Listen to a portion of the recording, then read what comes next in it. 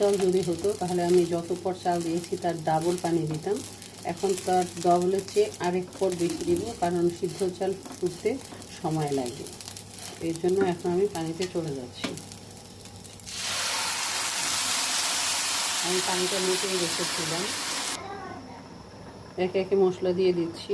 যেহেতু সবজি সহ খিচুড়ি রান্না করব, মশলাটা একটু বেশিই লাগবে। হলুদ 1 চামচ পুরাই দিয়ে দিচ্ছি। শুধু খিচুড়ি রান্না করলে এত মশলা লাগতো না, যেহেতু খিচুড়ির পরিমাণ কম। মরিচও 1 চামচ দিয়ে দিচ্ছি।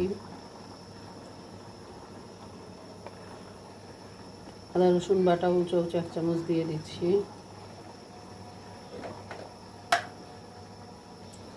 লবণ দিয়ে দিচ্ছি 3 চামচের মতো হবে।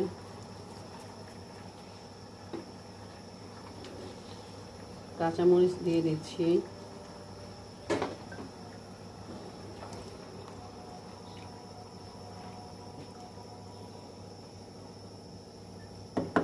এখন ক্রমান্বয়ে সবজিগুলি দিয়ে দিব।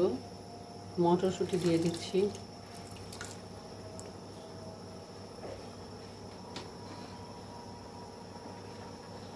আর এখানে পেঁয়াজের কলি আছে, সিম আছে, আলু আছে, ফুলকপি আছে।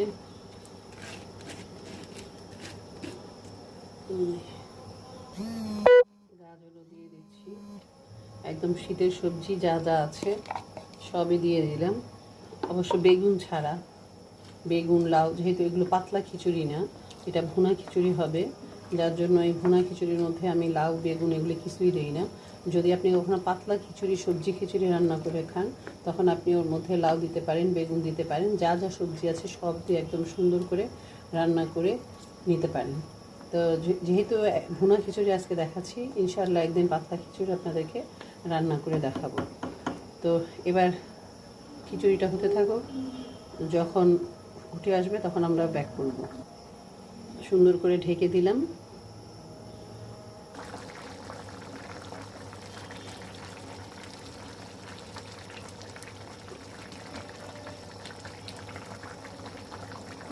নেড়ে দিলাম সবজিগুলো সুন্দর করে।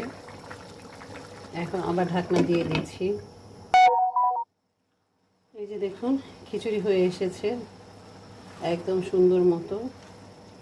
এখন আমি একবার নেড়ে ছেড়ে ঢেকে রেখে দিব। একদম দেখুন কি সুন্দর, একদম ঝরঝরা, একটার সাথে একটা কোনোভাবেই লাগেনি।